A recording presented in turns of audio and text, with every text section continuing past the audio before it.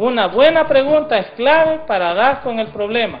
Así se comienza a construir las soluciones. ¿Y cómo funciona esto? Porque a veces puede ser que lo que nosotros creemos que es un problema, realmente no es el problema. Realmente es un síntoma del supuesto problema, no el problema en sí. Entonces uno debe de hacerse preguntas para descubrir realmente cuál es el problema o la necesidad que se desea atacar. Y una pregunta clave es ¿por qué? ¿Por qué? Porque usted puede pensar, por ejemplo, un problema, no tengo dinero, pero ese realmente no es un problema. El problema es, haga usted la pregunta, ¿por qué no tengo dinero? Y a esa respuesta, agréguele otro por qué. Por lo menos con 4 porqués, usted va a dar con el problema, o se va a acercar más al problema. Otro ejemplo. Es que las ventas han estado malas esta semana. Yo he escuchado mucho eso, que lo dicen muchos emprendedores.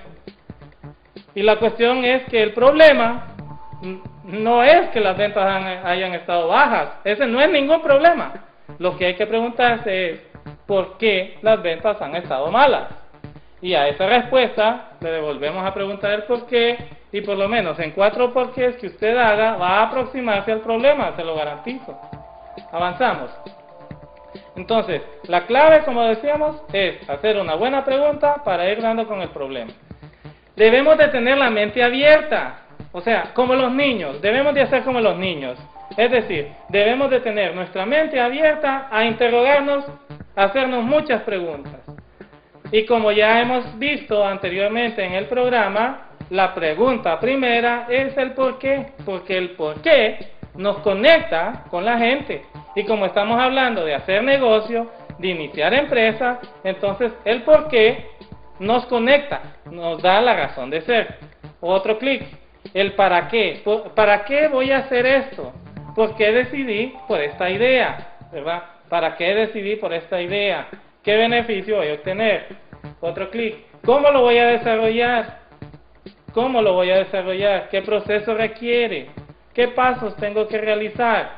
¿Verdad? Siguiente clic. ¿Es posible hacerlo de otra manera? ¿Es posible hacerlo de otra manera? Por ejemplo, había un lugar donde la gente siempre se aparcaba el carro y no conseguían por más multas que pusieran que la gente dejara de aparcarse en determinado lugar. Entonces en una alcaldía de una ciudad europea decidieron, bueno, ok, pueden aparcarse aquí siempre y cuando dejen las luces encendidas del carro.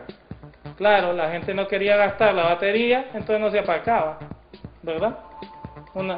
Es posible hacerlo de otra manera. Siguiente pregunta, ¿hay otros recursos? ¿Verdad? Aparte de los que tengo, ¿puedo acceder a otros recursos? ¿O no tengo ningún recurso? ¿A quién puedo echar mano? ¿Puedo pedir prestado? ¿Puedo asociarme con otro? ¿Qué mecanismos tengo? Otra pregunta es, ¿qué pasaría si lo hiciéramos? ¿O qué pasaría si yo viniera y cambiara esto acá? ¿Verdad? Por ejemplo, ¿qué pasaría si comenzara a vender paletas de aguacate? Pues le diré que he visto en un centro comercial de aquí, cerca, que venden paletas que no solo son las típicas paletas de mora, mango y demás, sino que hay sabores así particulares. Entonces, ¿qué pasaría si viniera y en vez de hacer esto así, lo hiciera de otra manera? ¿Verdad? ¿Cómo se hace en otra parte? Como en el ejemplo que les decía hace un momento, ¿verdad? ¿Cómo lo hacen en otros lados? ¿Cómo enfrentó esta gente? Fíjense que estaba pensando en el caso del canal. Este canal es bastante joven. Entonces tiene la oportunidad de aprovechar el aprendizaje de otros para no tener los dolores de cabeza que estas personas han tenido antes. Y hay muchos ejemplos, ¿verdad? Entonces ahí se aprovecha el cómo lo han hecho en otra parte. Y finalmente, ¿puedo yo verlo de otra manera? Que es lo que hablábamos con el caso del gorila invisible, ¿verdad? O sea, hay cosas que parecen obvias, pero yo no las puedo ver porque mi formación no me permite verlo. Entonces, como los niños, tengo que tener la mente abierta ante las posibilidades de ver otra alternativa. Se me viene el ejemplo de una silla sin patas, ¿Quién va a usar una silla sin patas? Ah, sí, pero ¿y si la ponemos sobre otra silla?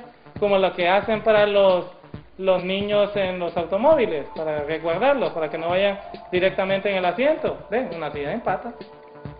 O sea, son formas diferentes de ver la misma situación, ¿verdad? Avanzamos.